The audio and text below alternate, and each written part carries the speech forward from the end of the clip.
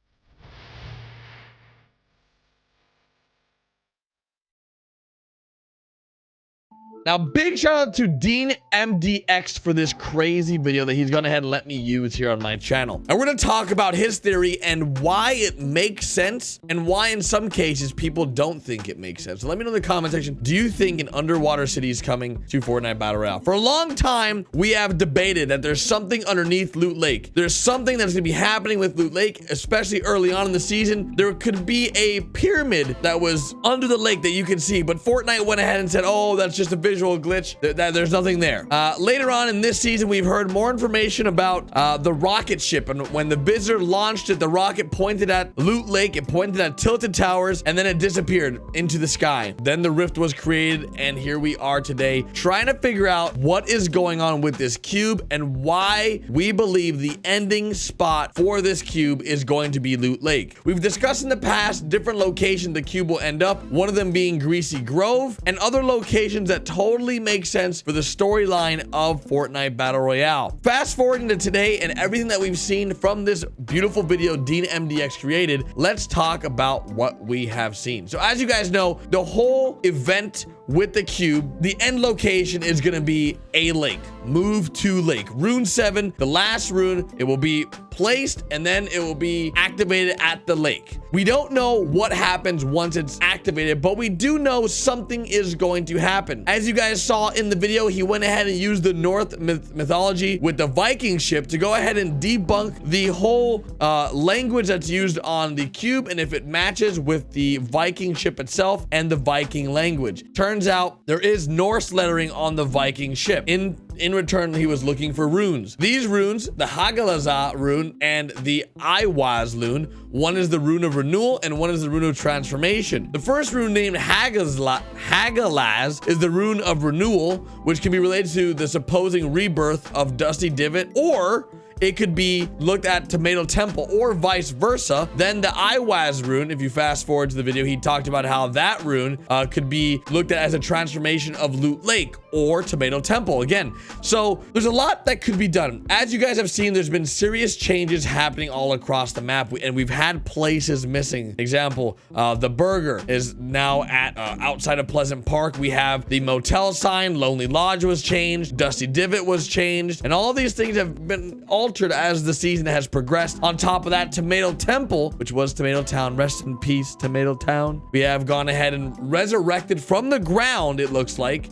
Tomato Temple. Now, the reason why we think Tomato Temple came from the ground is because the way that the cars are flipped over. If you guys can see in the game right now, the cars, the way that they're flipped over, look like something came out of the ground and flipped them over. It didn't look like they came crashing down. Tomato Temple came from the sky. It simply looked like Tomato Temple came from the ground up. Now, if that's the case, moving forward to the end of this cube, we can see something possibly rising from Loot Lake. Of course, this is all speculation, and we're just trying to debunk the theory and get to the nitty-gritty of what is really going on in Fortnite Battle Royale and how this is changing the game for the better. Fast forward to later on in Dean MDX's video, it says that in 2000, a video game called Rune was created, and it was licensed by Epic Games. This video he created did a really good job depicting what is happening with the Ragnarok skin. For a long time, the Ragnarok skin was looked at as this big deal. And if you look up the description of what Ragnarok means, it means a series of apocalyptic events that would define the end of the world.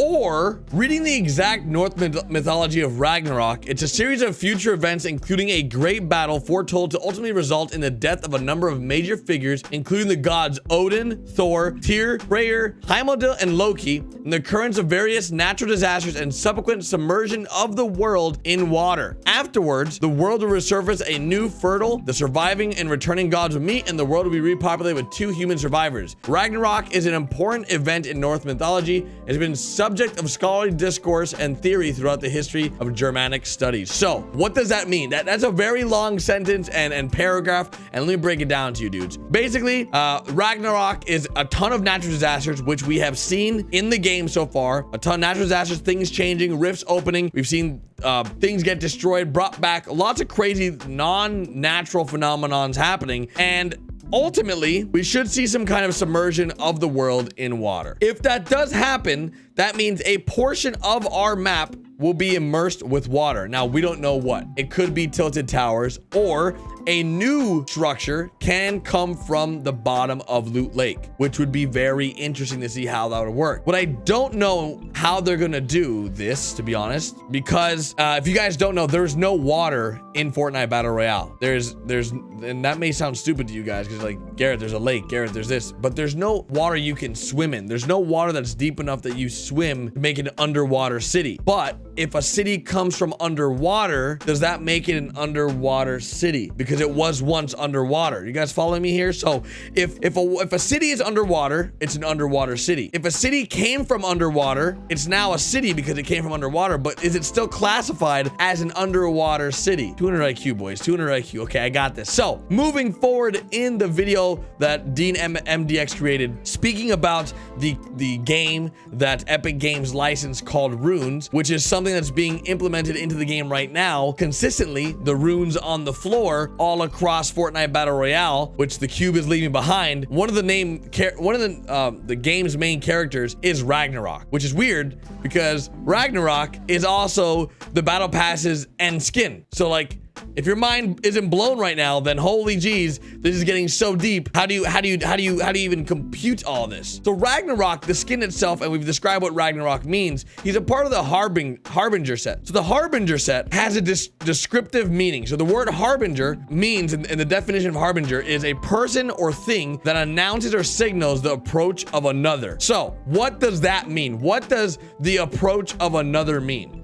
When this season came out, we knew that there was some serious storyline behind Fortnite. By this time, you've seen the asteroid hit or the meteorite hit, and now you've seen all these changes in Fortnite. You've seen all the real life llamas been thrown out and dispersed all across the world. So many things happening in the real world. Now we're looking in the game to see, okay, well, what is coming? There's something coming and we don't know what that is yet. So we can assume that the Ragnarok skin is announcing that something is coming to Fortnite Battle Royale. There's something greater about to happen. And we got to figure out what that is, because he's letting us know, hey, be ready. As we mentioned before with the underwater city and something coming from underwater, the Rune game itself, the name of the first main level is called Underwater Ruins. So that's interesting. The thing is, for something like this to be implemented into Fortnite Battle Royale and on their map, it has to have a matching name. There needs to be an example. The first word of the first letter and the second word and the first letter need to match. An example: Tomato Town, Tilted Towers, Salty Springs, Anarchy Acres. So we have to figure out what the possible next location is that will be added to Fortnite Battle Royale if we lose Loot Lake. It's gonna be something like Lost Lake, or something like a play on words with city or ruins, or like ruptured ruins, or underwater, another U word, I don't know. Underwater underwear, I don't know, dude, but you see where I'm going with this. So if we can figure out, hey, if this is actually coming, what are some cool names that the replacement of Loot Lake would be? Let me know in the comment section what the name should be. And moving forward from that, the ending of the game Rune that came out in 2000, the Epic Games license, the ending, like you guys saw in the video, the Ragnarok person or the character goes up a hill and shatters the rune, the last rune. Once he does that, it unleashes an unstoppable force, and therefore the underwater city is brought up from underwater and destroying the world. So this season was the collision of two worlds. The big question is whether or not the cube will be the destruction of our world, because the thought process right now is two worlds colliding, the Fortnite world and I think real life. Our worlds colliding is going to destroy the Fortnite world, and I think next season we're going to be rebuilding this world. We're going to be rebuilding the Fortnite world. Of course, we're going down super deep in the rabbit hole, and we're just thinking of different ways how this all makes sense. But if you guys enjoyed this video and want to see more theory crafting and breaking down what the story can mean, make sure you guys hit that subscribe button, hit that little notification bell, and drop the video a like. Of course, I am doing the giveaway for the EEE skin. If you guys have not entered into that giveaway, make sure you guys check out the description for more information. I want to thank you guys so much for all the continued support here on the channel. These videos have been doing super phenomenal, and I want to thank you guys for all the love you guys have been showing across all the content and all my videos. So without further ado, I'll let you guys go. Let me know in the comment section, am I crazy, or does this all just make perfect sense? Does it make sense because we want it to make sense as well? That's something you got to think about too when you're theory crafting. Does it only make sense because you're making it make sense, or does it make sense because it actually makes sense? Let me know down below. I'll see you guys tomorrow with a brand new video. Later, guys.